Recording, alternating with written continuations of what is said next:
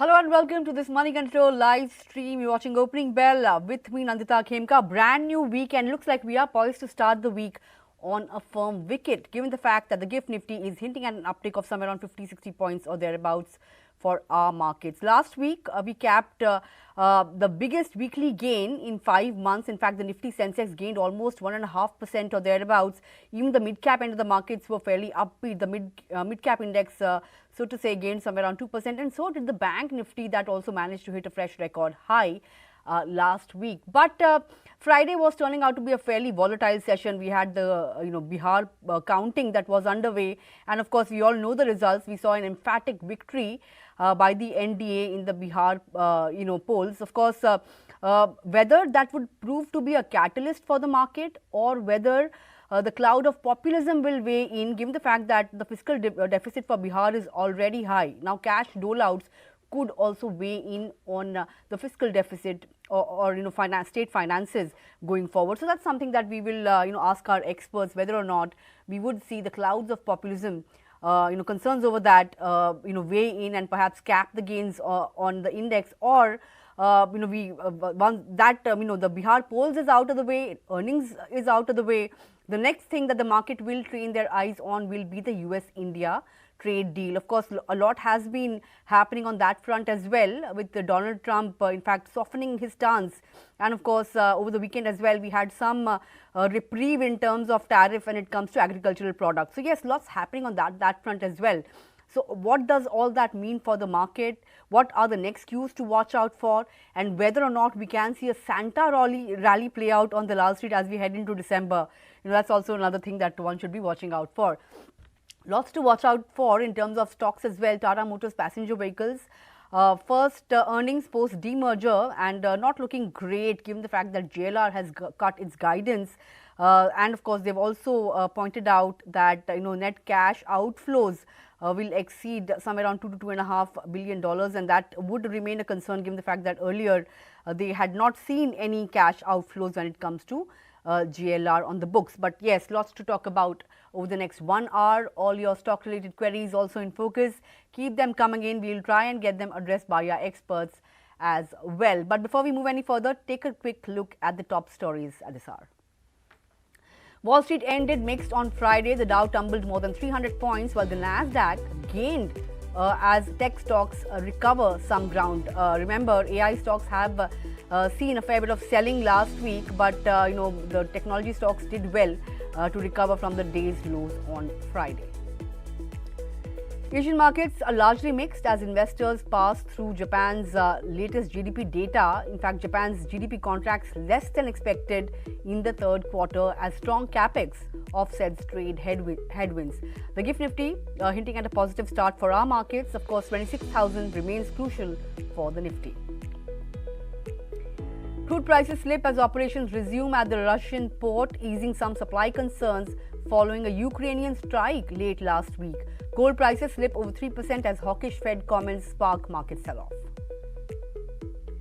And watch out for Kotak Mahindra Bank as well. Its board meets this week to consider a stock split. Now, the bank undertook a stock split. In fact, the last time the bank undertook a stock split, that was 15 years ago. So yes, that's one stock that will be in focus.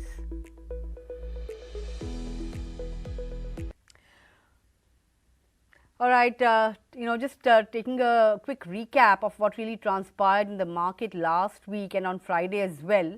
The Nifty did extend its winning streak, for the fifth straight session.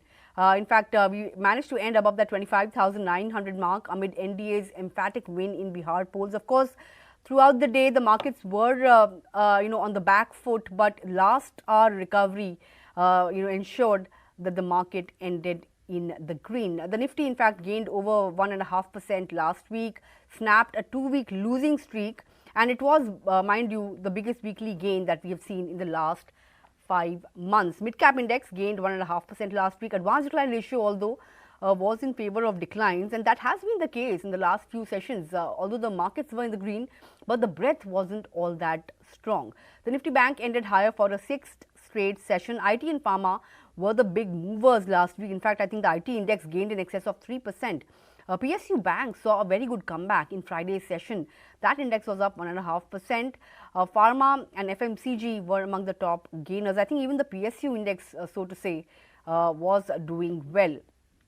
Defense stocks, they did a very smart rally. They saw a very smart rally last week as well. So defense and number wise as well, earnings wise as well, things have been pretty solid when it comes to some of the defense names.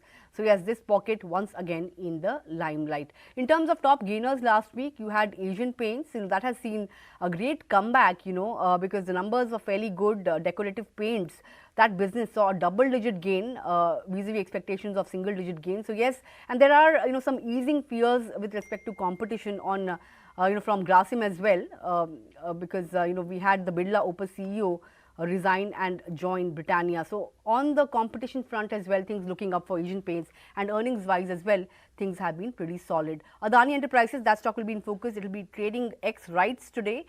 Indigo, HCL Tech, these were among the top gainers last week, mind you. On the flip side, you had Trent, Bajaj Finance, Tata Steel, Tata Motors Passenger Vehicles. These stocks were among the top laggards, and Tata Motors Passenger Vehicles will be in focus today as well in the wake of weak earnings. But in terms of other cues, the fund flows, foreign investors in fact remain net sellers. They have sold shares worth 5,000 crore rupees in equities on Friday. We had seen on and off a baiting in sell-off, but Friday as well, Friday once again we saw a big figure when it comes to the FIS sell numbers. Domestic investors remain net biased to the tune of 8,500 crore rupees in the cash market. In terms of futures and options cues, the Nifty put call ratio dropped to 0.92 vis-a-vis 1.1 in the previous session. And in terms of stocks in the futures and options ban, only one stock that continues to remain in the F&O ban, and that is SAIL. This week, we have quite a few data points to watch out for. As I was saying, Bihar poll uncertainty out of the way, earnings out of the way. But in terms of global macro data, quite a few things to watch out for in terms of US. Of course, the government resumed, the government shutdown rather ended last week. So yes, expect a data deluge. Minutes of the Fed's last meeting comes out on Wednesday, and you have earnings as well from Nvidia. Crucial, given the fact that there are concerns about the AI bubble. And that one section of the market believes that the bubble may be about to burst. Nvidia's earnings will really give us a sense of how things are panning out for some of these AI plays. Retail, retailers like Walmart, Home Depot, these are some of the companies that will be reporting numbers later this week, and that will give us a sense of how the consumer sentiment is also panning out in the US. Of course, any update on the India-US trade deal, that is something that one should be watching out for in terms of cues. FI buy sells figures continues to be in focus, and in terms of the primary market, Physics Wala will make its Dalal Street debut on the 18th, which is tomorrow, and a couple of other IPOs will also open for subscription. So yes, the IPO market, of course, as we all know, is extremely hot. But to understand, what the texture of the market is looking like for the week, and of course for today in particular, we are joined by Rajesh Palviya, Senior Vice President Research, Head Technical and Derivatives at Axis Securities. Rajesh, lovely chatting with you. Good morning, and I hope to have a great week. You have a great week going forward. Markets, of course, did stage a good comeback on Friday. Last week as well, we saw good traction. But for a better part of the day, we were, kind of on the back foot on Friday. Given the recovery that we saw on Friday, do you expect 26,000, 26,100 to be taken out, or would you say that that would still act as a resistance going forward, at least for the next couple of weeks? Good morning, Nandita. So this is the almost third attempt where Nifty is, now trying to penetrate this 26,000, which is the important and stiff resistance since last couple of week for the market. Looking at the short covering in the last trading session in Friday, we believe that most of the shorts are trimmed in the previous day. And looking at the broader market reaction, we believe that yes, there is a possibility that Nifty may attempt to give breakout about 26,000 level. And I think if that happens, then this time I think rally can extend further towards 26,200, 250 zone. So at this juncture, we are holding bullish view till Nifty is trading about 25,800, 750 zone. One needs to buy any kind of minor decline. and we are positioning target of 26,200 250 in the continuation of this up move. Looking at the data also, we have seen some short covering in the previous day, and I think Bank Nifty is taking a charge this time, and Bank Nifty is showing a sign of strength. And the way Bank Nifty is comfortably trading above 58,500 zone, I think Bank Nifty may extend its gain. It's almost a 3 week consolidation range breakout, which we are witnessing on the Bank Nifty, and we are positioning target of 58,800 to 59,000 for Bank Nifty also. So here also one can buy and accumulate Bank Nifty also till Bank Nifty is trading above 58,000 to 5300 zone. Trend is likely to exhibit on the bullish side only. Hmm. Trend on the bullish side only when it comes to the Bank Nifty, and of course targets higher in excess of 58,000 as well. Of course, this is one of the markets that has been leading from the front. But let's talk about the Kotak stock as well. Kotak Mahindra Bank. The bank will be considering a stock split, and this after 15 years. Although the Nifty Bank Index has done extremely well, Kotak Mahindra Bank seems to have underperformed. Uh, last 5 days it hasn't done much. 1 month as well, it has given negative returns. What are your thoughts on a Kotak Mahindra Bank? How is it poised? Do you think this stock split could act as a catalyst? What are your thoughts, and what are the charts signaling? So long-term structure is bullish, but yes, since last couple of week, stock is under pressure and consolidating in a range of 2020 to 2150. This is the range for the stock since last couple of week. Now stock is almost trading near to 50-day moving average, which is important for this stock. So 2050, 2040 is the important level at this juncture. If it's continues to trade above this level, then maybe yes, we may see a buying interest to continue in this counter and in this pullback. 2120, 2150 are the immediate hurdle. If at all stock crosses about 2150, then I think yes, stock has potential to surpass 22,000 2200 level also in the near term to short term perspective. So those who are already long side of trade can hold the position. Stop loss needs to revise around to 2030 to buy and accumulate Kotak also. All right, that's the signal that we're getting on the charts of a Kotak Mahindra Bank. It can hit 2200 if it makes any kind of a comeback after weeks of consolidation. And of course, that's the view on a Kotak Mahindra Bank. We'll talk more about stocks, but before that, let's get in your recommendations for our viewers first. We just have about 2 minutes to go for the markets to open. What would you like to recommend this morning, Rajesh? So I think pharma is one space where we are focusing at this juncture, and I think Sun Pharma one can focus the way most of the pharma stocks have done well. Sun Pharma is on our buying list. The stock managed to give breakout. So 1830, 1840, we are projecting target in the positional perspective. Buy and accumulate is the strategy. 1720 needs to keep as a stop loss. Another stock where we are focusing is from the FMCG basket, that is Marico. Stock is now penetrating its down sloping trend line on the weekly chart. Stock managed to give breakout of the consolidation range. So looking at breakout, we expect that Marico can extend its gain. 755, 760 would be the next target. On the downside, one needs to keep stop loss towards 725. Hmm. Okay, Marico and Sun Pharma recommendations coming in from Rajesh, but we just have 7 seconds to go for the markets to open. Let's take stock of that first. It is a positive start. First ticks coming in, and we are somewhere around 20 odd points higher on the index. 25,930, 25,940. That was the high that we made on Friday. We should clear that decisively, and of course, 25. 950 as well for us to make our way to that 26,000 mark. Extremely quiet start, but if you look at the mid cap index, that's faring much better if you compare it with the benchmarks. That's up almost 0.3%. The Sensex is higher by about 99 odd points. So no fireworks, but nevertheless it is a positive start, as was being indicated by the GIFT Nifty. The breadth is looking fairly positive and firm at the current juncture, but we'll wait for it to really settle down to call it a trend. Almost 5:2. That's the NSE advance decline ratio. 1271 advances to 540 declines.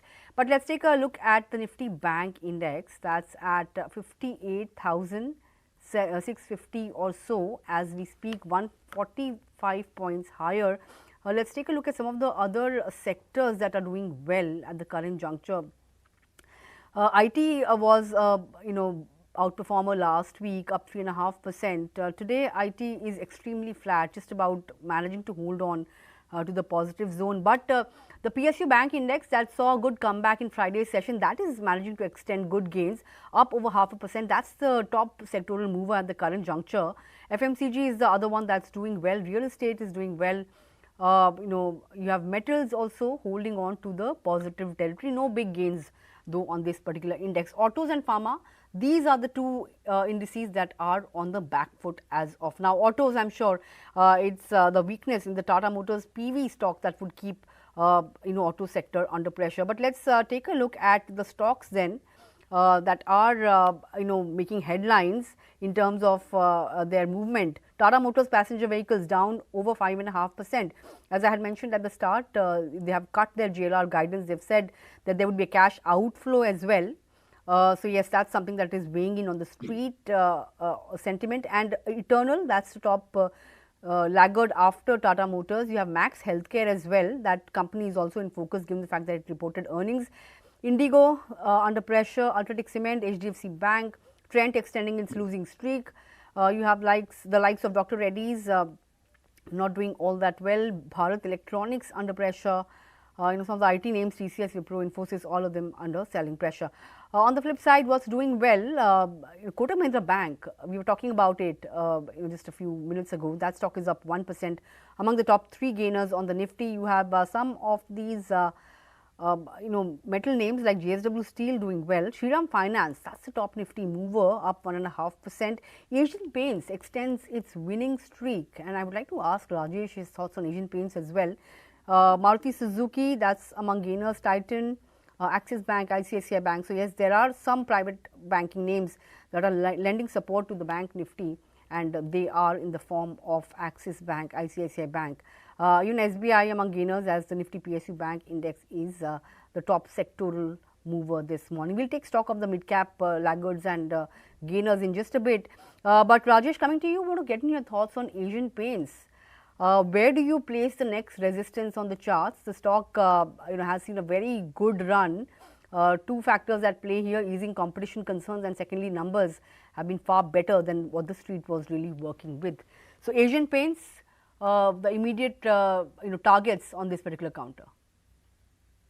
So very strong breakout on a weekly chart, and the way stock has bottom formation is done on the long term chart also, and we believe that till stock is now trading about 2860 2870 zone.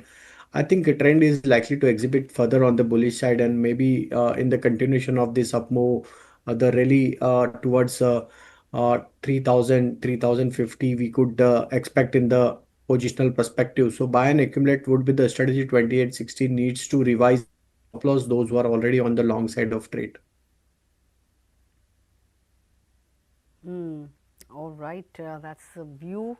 Strong weekly breakout on the charts of an Asian Paints. But let's shift focus to one stock that is in reverse gear. That's Tata Motors passenger vehicles. It reported a 200 times rise in net profit for the second quarter.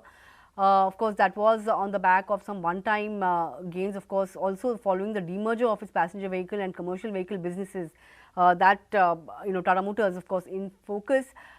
In terms of JLR, of course, the company has cut its guidance. In fact, brokerages have also come out with notes, and they have kept their faith with outperform call in terms of CLSA. If you look at the brokerage note, they've come out with target prices at 450 or thereabouts. The stock is currently quoting at 371. But in terms of the exponential surge in profit that was on account of an exceptional gain to the tune of 2,600 crore rupees. In terms of the full year EBIT guidance, JLR, that has been cut to 2%. vis-a-vis 5 to 7%. Of course, there was a cyber security incident because of which numbers have been like this. And in fact, JLR also expects free cash outflow of 2.2 to 2.5 billion pounds. JLR has posted quarterly loss of 485 million pounds, and revenue was down somewhere around 24%. Margins were negative, and adjusted for the one-time gains, the company would have actually recorded a net loss of 6,370 crore rupees for the quarter. What do you make of this, 6% cut on the shares of a Tata Motors passenger vehicles? How would you trade into this counter? Would you be short, or how would you approach it after the numbers? So stock is in a weak zone, and the way stock attempt to give breakout of consolidation range, but multiple time we have seen that stock failed to cross these levels. 400 420 is the steep resistance for the stock. So until these levels are not taken out, we may see stock to remain under pressure only. Now, since last couple of week, we have seen that stock is under pressure only. On the near-term chart, the stock is trading below to 20-day, 50-day moving average. So trend is still weak for near term. So maybe we could see further more pressure. Stock is almost now trading near to the crucial support area of 365. If it breaks below 365, maybe we Hmm. could see further more continuation of down move. So those who are holding the long position should follow the 365 as a stop loss. Hmm. Okay, follow 365 as a stop loss on a Tata Motors passenger vehicle. Just want to point out what Jeffries has to say about this stock. They have an underperform call. In fact, the target price is much lower than where the stock is quoting at the current juncture, 300 rupees. That's the target, and they are expecting disruptions to continue in this third quarter as well, and they expect some bit of normalization to kick in only by the fourth quarter. And they've also pointed out multiple headwinds for JLR, competition, China consumption tax, higher discounts, and aging models. These are some of the headwinds that have been quoted by Jeffries on the shares of Tata Motors passenger vehicles. But let's talk about some of these IT names. Some bit of selling pressure today, but last week you saw IT outperform. In fact, the index was up 3.5%. What are you doing with IT stocks, and which ones are looking good at the current juncture for a trading play? So I think mid-cap IT is still looking attractive from IT pack. Large caps are still, witnessing some supply at higher levels. So Coforge and Persistent, these two stocks are on our radar, and we believe that the way Persistent managed to give breakout of brief consolidation on weekly chart. I think if this stock continues to trade above 6,000 mark, I think a possible target towards 6,400, 500 we could see. So Persistent is one stock where we are focusing. Again, Coforge is also looking attractive. Stock is negotiating on a weekly chart for its a multiple supply zone. So any breakout above 1830 may attract more buying interest, and possible rally towards 1860 or 1950 we could see on a positional perspective. So Coforge one can keep on their buying list. On the downside, 1760 needs to keep as a stop loss. Coforge and Persistent, those are looking attractive within the mid cap IT space. Just going through some of the Nifty 500 movers, transformers and rectifiers that saw a massive sell off last week. Today, seeing some kind of a rebound. That stock is up 5% or so. After this, the correction that we saw, would you see that as a good trading play? Would you advise getting into the stock? What are your thoughts on this particular counter? So yeah, there is some recovery in this counter, and looking at the recovery, I think 328 needs to keep as a trailing stop loss now. If it's hold these level for next couple of days, 328, so maybe we could see some follow-up buying action. Then 348 to 355 would be the next target. So 328 is the stop loss for the counter. Okay, 328 stop loss for transformer and rectifiers. But two stocks in focus before I move on to queries. IRB Infrastructure, it has bagged a massive 9,000 crore rupee project from NHAI, seeing a good 7% uptick.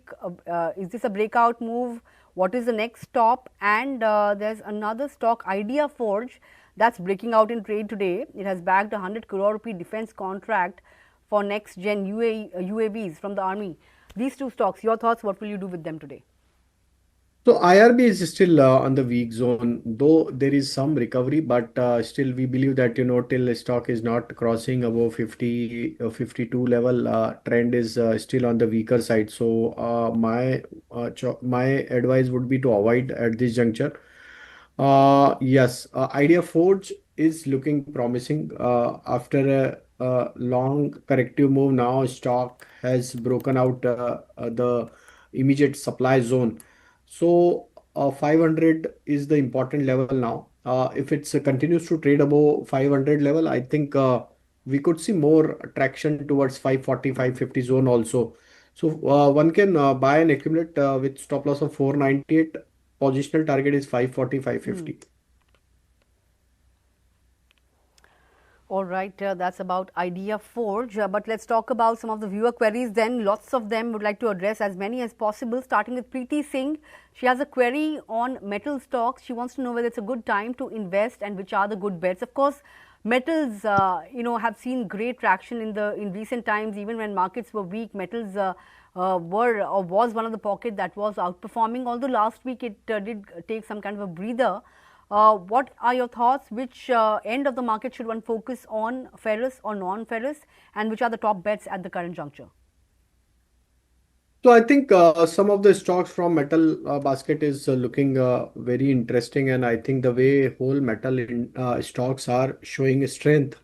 We believe that National Aluminum and Vedanta, both stocks are looking very attractive.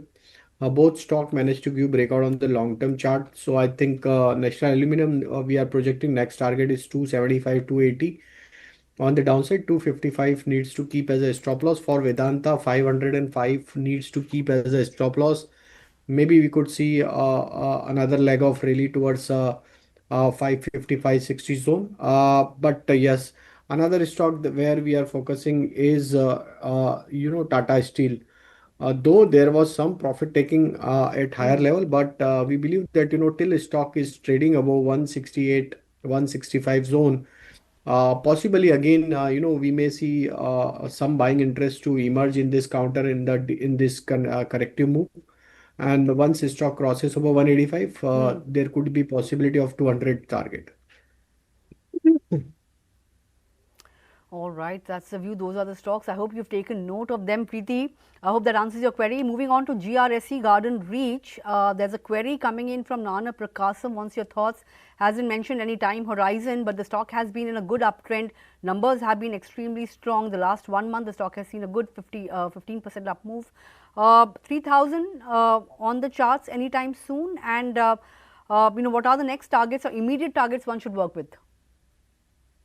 So these stocks we have already recommended to our client also, and we are bullish at this juncture. The way stock managed to view breakout on the weekly chart as well as on the monthly chart, we expect a next target on a positional perspective could be around 3150, 3200.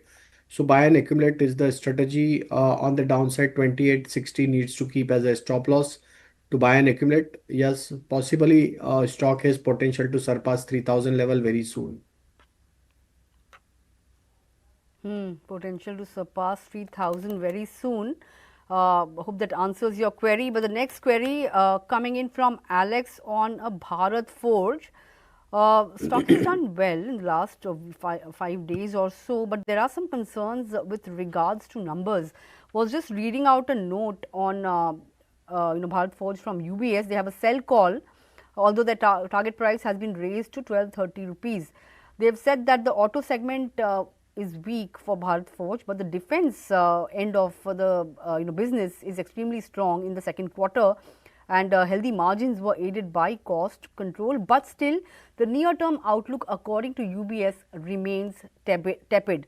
In fact, they have a good defense order book, and but the fact remains that management is expecting third quarter to remain soft, with recovery likely to kick in only from the fourth quarter. On the charts, how is it looking? Bharat Forge at the current juncture, would you recommend a buy here? Yeah, we are bullish, and the way stock has bottomed out in last couple of months, and stock is now managed to give breakout of on the monthly chart. This is the third consecutive month where stock is making higher high low formation. So possibly stock has shown strength, and the possible target on the higher side would be around 1430, 1440 for trading point of view. But positionally, we believe that this stock can move further higher. 1600 would be the next target on a positional perspective. So those who have a little longer horizon for 3 to 6 months can buy and accumulate in any minor decline. On the downside, 1340 needs to keep as a stop loss. Okay, that's about Bharat Forge. Want to quickly squeeze in two, three more queries as we, are coming to the end of this segment. I want to take up a query on Federal Bank. This one's coming in from Satya CK. He's been holding it at 120 rupees.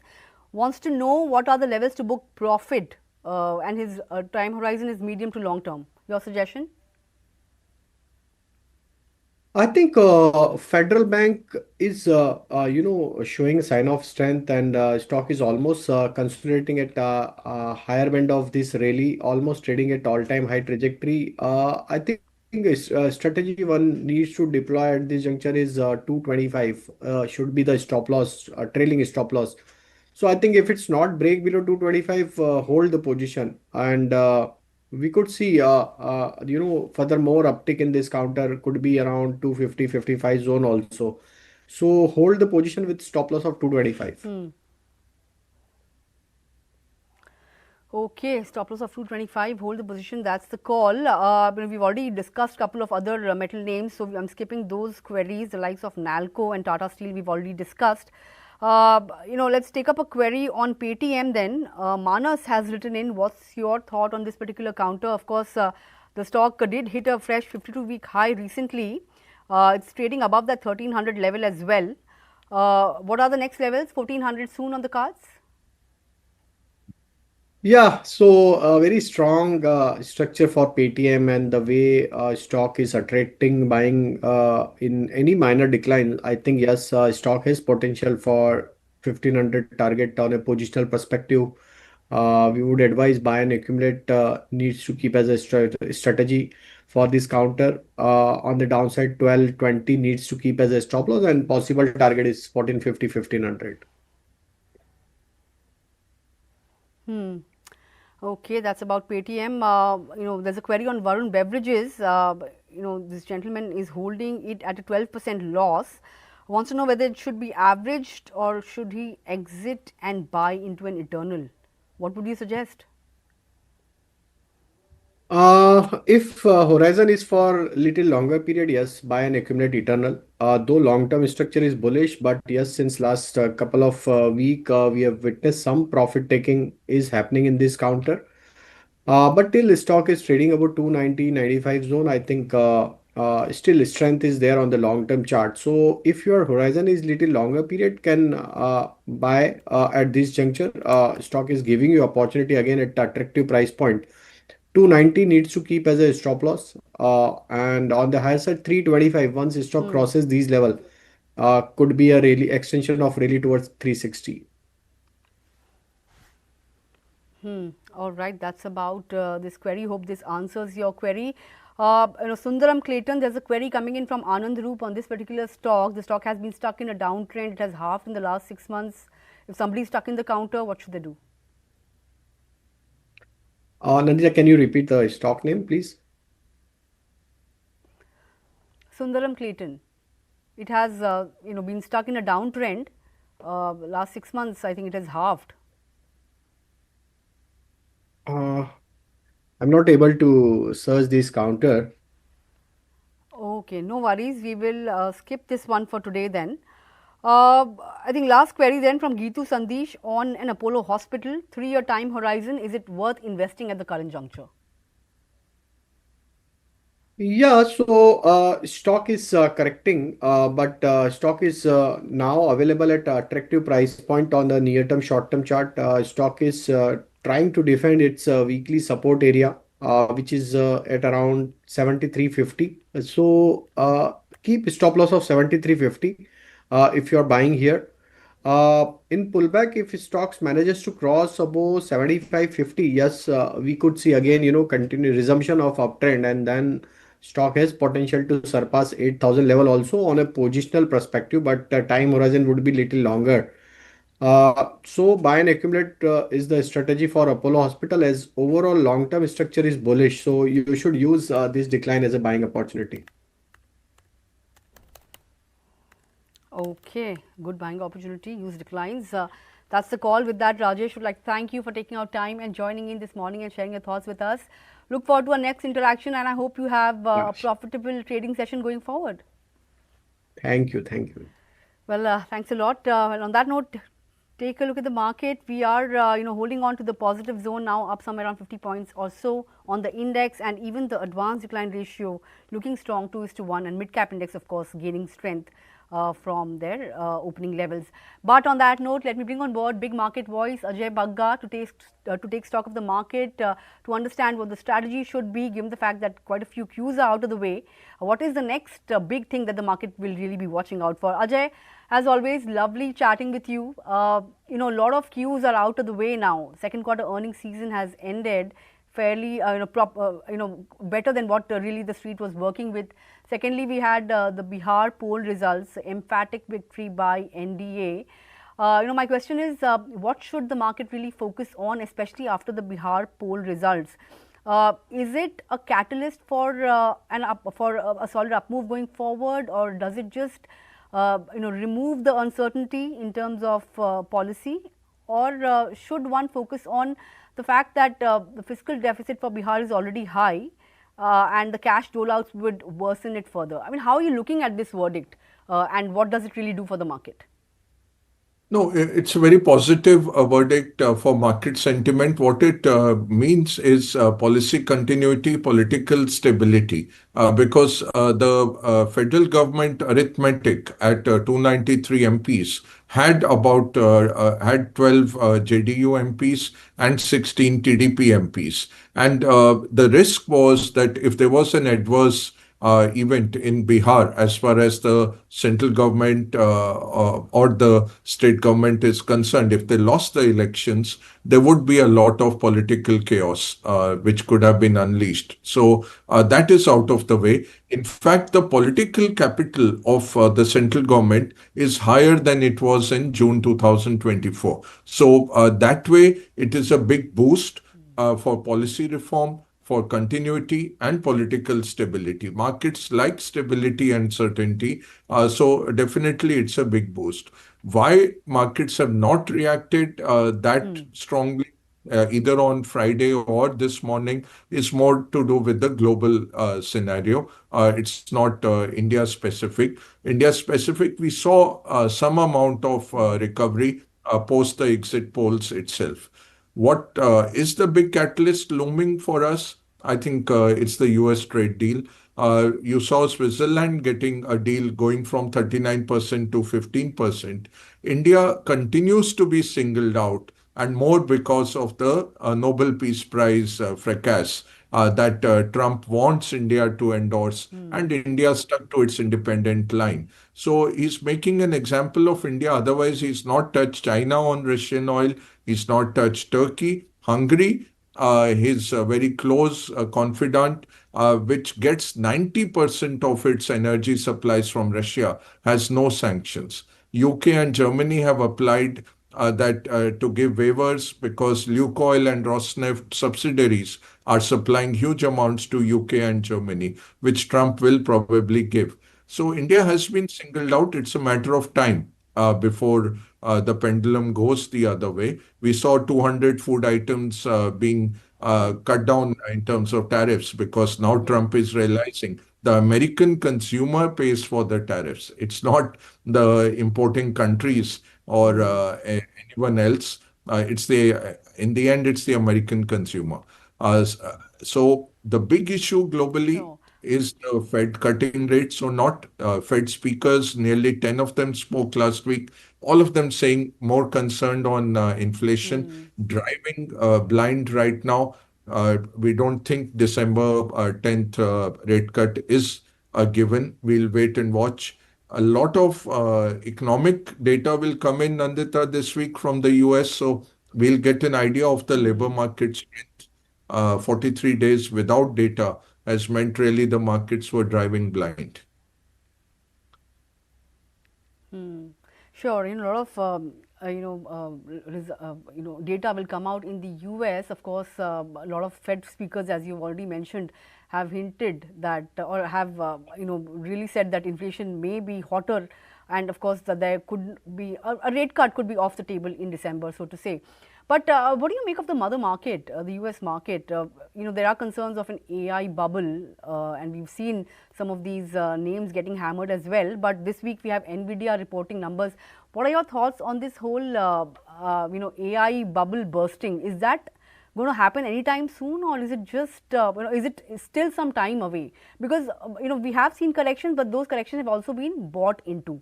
So how would you look at this whole, AI play and the concerns around it? And what are your thoughts on the mother market? Because, Besant in a recent interview has said that the first half of 2026 will be very good for the American economy at large. In light of these things, how would you see the US market panning out? Yeah, one disclaimer I'll make, nobody knows. So, we don't know whether it is 96, 97, whether it is 98, or it's already 2000 March, if you take an analogy of the dot-com bubble. We will know about 6 months later that this was the market peak. So nobody knows. We are making a best educated guess with the data we have. Right now, I don't think we are peaking in the US market. There is a lot of momentum in the US markets. The biggest is the corporate earnings. So corporate earnings are continuing to do very well. This S&P 500, this quarter itself, one third of the companies gave a more favorable guidance going ahead. Second, the big, beautiful, bold Trump bill comes in Jan 1. So you are getting tax cuts for corporates and wealthy individuals, which will be a consumption boom. Third, a very big thing that is there is the continued fiscal deficit that Trump is running. So you have a lot of stimulus going into the economy. The policy mistake by Fed is a big risk because the labor market is slowing. You do need a rate cut. The neutral rate is still very far away. So Fed is kind of keeping its ammunition dry that a recession will come. I should wait for that. It could cause a recession by this kind of hawkish policy. So that remains a risk for the US. Otherwise, market-wise, right now, I might be spectacularly wrong. I don't think for the next 2 years you see a very big crash coming in the US. $400 billion going into capex in AI next year, another 450 billion. But what is changed from 2000? The big change is the banks are not funding it. It's the companies have huge free cash flows. These are the companies who are putting most of the money in. The private credit market is coming in. So it's the UHNIs and the endowments which are funding it. The banking system is largely clean of any contagion. So it's not 2008. In terms of 2000, it is funded differently. So that gives it some more legs. And I would say very difficult to call, but maybe you have 2 more years of this US market continuing to go up. All right. Of course, some time away, a big crash in the US. But what's your sense about what's keeping FIIs at bay from India? Because quite a few things have cleared up. In terms of earnings, they were far better than expectations. And one would argue that India valuations don't look as expensive anymore. Secondly, of course, yes, there is a lack of pure play AI with respect to Indian markets. But could India really emerge as an anti-AI play? And that's something that a lot of people are really talking about. Could that happen? And could we see FIIs veering away from markets like South Korea, Japan, China, and making a move towards India anytime soon? Because in the recent past we've seen selling abating for a few days, but then once again they come and sell a huge amount. That's what happened on Friday as well. So your thoughts as to what is that one catalyst that FIIs are waiting for to come back to India? Is it the India-US deal? India-US deal overall, if you see in the macro picture, it's not that important. It will be sentimentally important. Plus, it will mean that the software exports don't come under threat. So we do need a deal, and we need it fast. So yes, sentimentally, it's spoiling the environment for FIs. But when you talk about these markets, China will have EPS growth of about 10% for the next 3 years. Korea and Taiwan have more than 10% growth. Japan is looking at about 8 to 9% earnings growth. As against that, a much higher valued Indian market is offering you 12 to 14% growth. That is the fundamental issue. And on a valuation basis, you need much higher earnings growth, or the valuations have to come down. So valuations have been coming down over the last 1 year as the index has gone nowhere. Earnings have delivered, and they've made the valuations a little more palatable. But the Korean market before this year started with a sub 10 price earnings ratio. Now they are at 16, 17, but growing at 10% earnings. Will you take that, or will you take a market like India, which might grow at 12 to 14, but is at 23 times? So that is the big issue.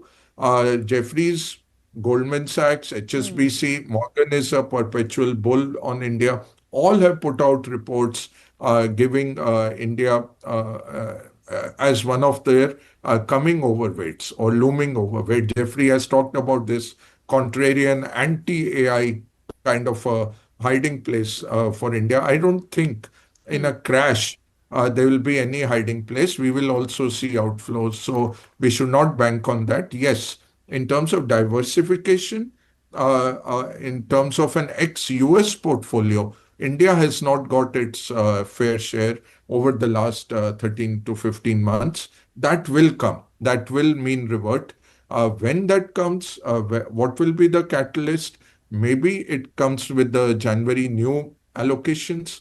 Maybe there is some amount of a dip in the earnings growth in the US. Something will need to move. Right now, China, Taiwan, Korea are rock solid, and they're getting a huge amount of EM flows. Japan and Europe are offering good valuations, and there's a big Japanese stimulus coming in. The government is going to bring in a huge stimulus. So Japan is looking very attractive. So when you talk of global investors, it's not anti-India. It's just that others are more attractive. And our retail investors have held up. Earlier, what used to happen, Nandita, that there would be a sharp correction as foreigners sold out, and the market would self-correct very fast. Now, with our retail flows coming in, markets have held up. So you're not getting cheaper valuations despite waiting it out. Then you have 3-4% of the rupee depreciation. That again links into the India-US trade deal. So all those factors make a mishmash. What will happen with the India trade deal? It will be a sentiment booster, like the Bihar elections are for the domestic sentiment booster. Same way, you will get with the India trade deal some amount of sentiment boost, and that could lead to fresh allocations in January coming back to India. But nobody's in a rush. We have to deliver much better earnings than this, and then you will see that coming through. There's another point that I want to make. The flows in equity mutual funds have slowed down. We saw 19% drop if you see the latest data. All the categories, large, mid and small cap, they saw flows going down. But hybrids saw good inflows, and so was the case with gold ETFs. They also saw consistent, they have been seeing consistent inflows. Your thoughts on what does this really mean for equity inflows going forward, and is there a bubble building in gold ETFs as well, as more and more people chase this FOMO trade when it comes to precious metals? What are your thoughts? See, gold is very small. It's a 20, $25 trillion asset class with respect to the global financialization that has happened. So any small amount of central bank money coming into gold upends it. So gold is a good trade to have, but again, we say 10 to 15% at the max. We used to be at 5%. 20 years back, we would suggest to people hold 5% in gold. It has some value in the portfolio. Now it has gone up in value, but Indians are already holding huge amounts of gold. So I would say on a full portfolio basis, you should look at and then go in. Is it late to come into gold? Nobody really knows. Because there have been periods where gold has gone up sharply and then for multiple years it does not perform. The debasement trade is running very well because fiat currencies are being printed with no backup. There is a rush into gold. And again, it's a small asset class. If a small portion, US is sitting on $7.5 trillion of money market funds. A few $1 billion of that goes into gold. It changes the whole market dynamics of gold. So a few sovereigns who are holding nearly $8 to $9 trillion of US paper, if they start allocating a little more to gold, it changes the market dynamics. So very tough to say. I would say what you have, you continue to hold, but don't cross 10% of the portfolio is one thing. Hybrids are good. Hybrids is less risk and giving you participation, giving you 50 to 60% participation. And with the debt thrown in, the fund manager is doing in a tax advantage way, doing that for you. So I would say hybrids are good. That's probably the financial planners doing good work in getting investors into hybrid funds. All right. I think we're running out of time. Just one more question. Your view on the IPO rush that we are witnessing, especially, players like Grow. Of course, we're not talking about a particular stock, but, if you look at Grow for that matter, it has already risen 50% from its IPO price. Analysts have pointed out that the business fundamentals are strong. The sharp rise, however, they believe that make the valuations steeper, leaving little room for error. Is this true for the recent spate of the recent number of companies that have hit the markets? They are all consumer tech names, so to say. Does it justify paying the kind of price that they are commanding? And your thoughts on how these businesses stack up?